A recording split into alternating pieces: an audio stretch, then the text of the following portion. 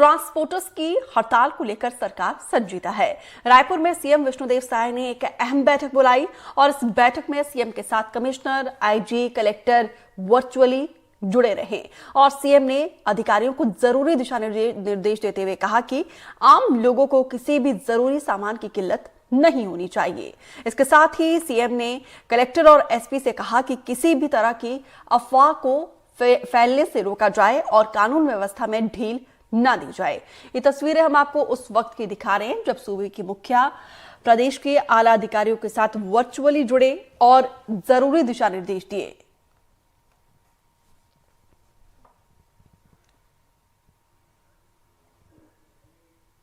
Truck drivers की हड़ताल पर सरकार पूरी तरीके से सजग है, संजीदा है और सीएम डॉक्टर मोहन यादव ने आला अधिकारियों के साथ बैठक ली और इस बैठक में वीडियो कॉन्फ्रेंसिंग के जरिए कमिश्नर और कलेक्टर से जुड़े वो और सीएम ने बैठक में निर्देश दिए हैं कि आम आदमी को कोई परेशानी ना हो। इसके साथ ही सीएम डॉक्टर मोहन यादव ने कहा है कि जो भी सप्लाई को बाधित करने की कोशिश करे उसके खिलाफ कड़ी कार्रवाई की जाए।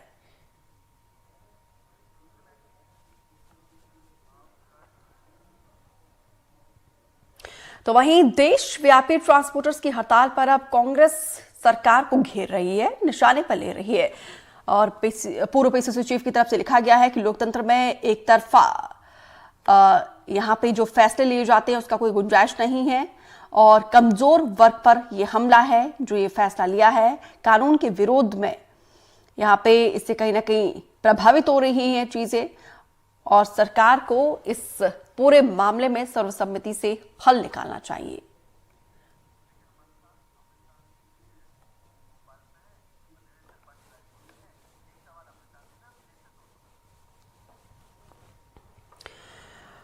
तो दोनों ही प्रदेशों की राजधानी से हमारे साथ सहयोगी जुड़े हुए हैं। सबसे पहले भोपाल का रुख करते हैं, अमृतांशी जोशी हमारे साथ जुड़े हुए हैं। अमृतांशी, आज देखिए सरकार की तरफ से, सूबे के मुखिया की तरफ से बाकायदा बैठक बुलाई गई है क्योंकि लोगों को परेशानी ना हो इसको लेकर ये बैठक बुलाई गई है। क्या दिशा निर्देश दिए गए हैं अधिकारियों को और क्या तैयारी इस समस्या से निपटने के लिए? बिल्कुल, देखिए मुख्यमंत्री मोहन यादव जो है प्रदेश में तमाम जो ट्रक ड्राइवर्स और चालकों की हड़ताल है इसको लेकर सजग हैं और इसको लेकर ही उन्होंने महत्वपूर्ण बैठक का आयोजन जो है मंत्रालय में किया। इसमें तमाम जो हम कह सकते हैं गृह विभाग के अधिकारी और पुलिस महानिदेशक सुधीर सक्सेना मौजूद रहे। देखिए हड़ताल जो लगातार जारी है उसके चक्कर में अगर हम बात करें तो एक पैनिक की सिचुएशन जरूर क्रिएट हो रही है। जो शॉर्टेज है वो पेट्रोल की कहीं से कहीं तक है नहीं, ऐसा दावा किया जा रहा है, लेकिन इस कारण जो है लोगों के बीच में एक ये बात फैली हुई है कि 2 से 3 दिनों में मध्य प्रदेश में पेट्रोल आने वाले समय में खत्म हो जाएगा। इसी कारण बड़ी संख्या में जो लोग हैं वो पेट्रोल पंप पहुंच रहे हैं और वहां जाकर जो है अपना स्टॉक रिफिल करके रख रहे हैं। इसी कारण जो है मुख्यमंत्री मोहन यादव ने निर्देश दिए हैं कि अगर कहीं से कहीं तक कोई पेट्रोल बिक्री पर जो है कोई गतिरोध ला रहा है उन पर जो है वो कड़ी कार्रवाई की जाएगी और उसको बर्दाश्त मध्य प्रदेश में नहीं किया जाएगा। जो डेली कमोडिटीज का सामान है जैसे दूध हो गया या फिर अगर बात की जाए सब्जी हो गई, फल हो गए या जो भी रोजाना स्तर पर लोगों को इस्तेमाल करने में लगता है और कहीं से कहीं तक उसकी कमी हो रही है, जैसे कि गैस रिफिलिंग को लेकर जो है एक परेशानी सामने आ रही है, तो ऐसी चीजों पर जो है वो सतत निगरानी रखी जाए, कहीं से कहीं तक लोगों को परेशानी ना हो। इसको लेकर मोहन यादव ने निर्देश दिए और 2 टूक यहाँ पर साफ तौर पर तमाम कलेक्टर्स और जो सभी अधिकारी बैठक में जुड़े थे उनको कह दिया है कि आपका काम जमीन पर दिखना चाहिए। कमरे के अंदर बैठकर जो है कहीं से कहीं तक कोई मीटिंग नहीं करेगा, सब जमीनी स्तर पर रहेंगे, हमारा काम जमीनी स्तर पर दिखना चाहिए। और एक जो अफवाह फैल रही है कि चीजें उपलब्ध नहीं है, पेट्रोल उपलब्ध नहीं है, वो सोशल मीडिया और अन्य माध्यमों से जो है लोगों को पहुंचाया जाए कि सभी चीजों की उपलब्धता है और अगर नहीं है तो उसका इंतजाम किया जाएगा। बड़े अधिकारियों के साथ जो है तमाम कलेक्टर और एसपी जो है वो सभी कामकाज करेंगे और जमीनी स्तर पर जो भी रिपोर्ट होगी वो खास तौर से सरकार को देते हुए नजर आएंगे और उस हिसाब से जो है आगामी कार्रवाई की जाएगी। जी तो बिल्कुल कुल मिलाकर सरकार यहाँ पे ड्राइवर से भी बातचीत करने के लिए तैयार है, रास्ते खुले हैं और इस हड़ताल के बाद जो समस्याएं उत्पन्न हो रही है उससे भी निपटने के लिए सरकार पूरी तरीके से तैयार है। अब नीलेश का रुख करते हैं, रायपुर से जुड़े हुए हैं। नीलेश, यहाँ पर क्या तैयारी सरकार की इस समस्या से निपटने के लिए और क्या दिशा निर्देश यहाँ पे अधिकारियों को दिए गए हैं सीएम की तरफ से?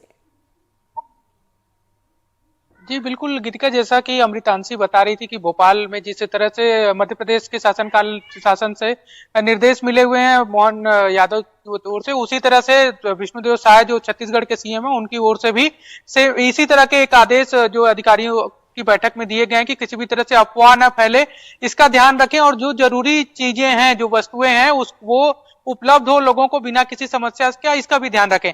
इस बैठक के बाद का एक जो असर नजर आ रहा है, पुलिस विभाग द्वारा हर जिले में एक मैसेज कन्वे किया जा रहा है पोस्टर के माध्यम से, ई पोस्टर के माध्यम से। इसके अलावा जो पुलिस के मुखिया हैं, जिलों में पुलिस के कप्तान हैं, उनकी ओर से एक वीडियो बाइट भी जारी की जा रही है। मैं उसको पढ़कर आपको सुनाता हूं।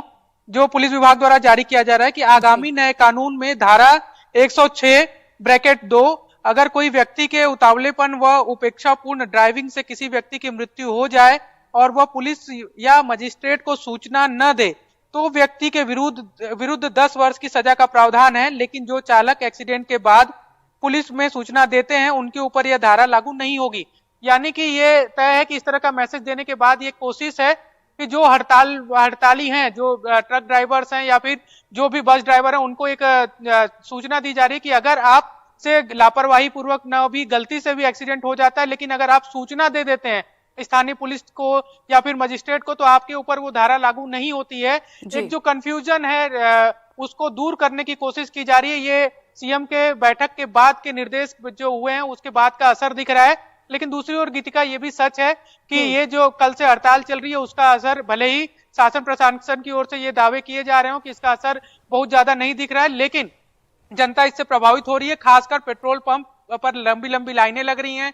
कई सारे पेट्रोल पंप ड्राई हो चुके हैं, वहां पर न तो डीजल है न तो पेट्रोल है, वहां पर पेट्रोल नहीं डीजल नहीं के बोर्ड लग गए हैं।